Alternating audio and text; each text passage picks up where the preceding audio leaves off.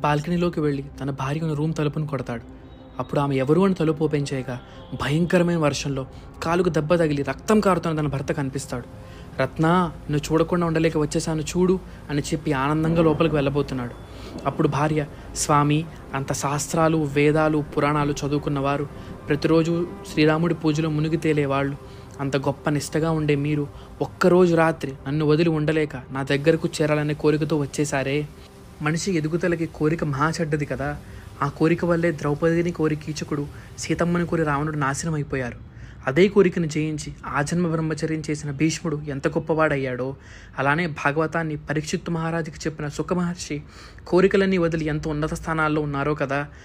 మీరు నా మీద పెంచుకున్న కోరికాభావం వల్ల ఇంత భయంకరమైన పరిస్థితుల్లో కూడా వచ్చారు కదా. దీనిలో 0.5% అయినా మీరు రోజు పూజించే రాముడి మీద పెట్టి వైరాగ్యం పొందడానికి ట్రై చేయాల్సిందిగా అని అన్నారు. మనం ముందు చెప్పుకున్నట్లు ఆయన కారణజన్ముడు. He needs that one instance in his life where ఆయన ఇంకా కంప్లీట్గా మారిపోయి తన పర్పస్ మొత్తం దేవుడి మీద పెడతారు. అంతే.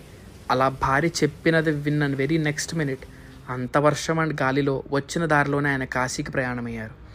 మరుసటి రోజు ఉదయానికి కాశీ చేరుకున్న ఆయన గంగానదిలో స్నానం చేసి ఆ కాశీ విశ్వేశ్వరుణ్ణి అండ్ విశాలాక్షిని దర్శనం చేసుకొని ఒక పెద్ద చెట్టు దగ్గర చిన్న నివాసం అరేంజ్ చేసుకున్నారు.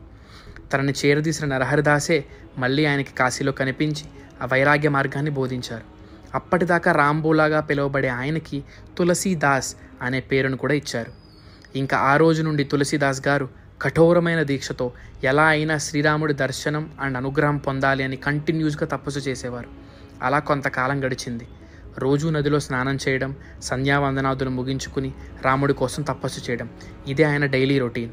అలా ఒకరోజు తపస్సు ముగించుకొని ఆయన ఆ నీటిని తన ఇంటి దగ్గర ఉన్న చెట్టు మొదట్లో పోశారు.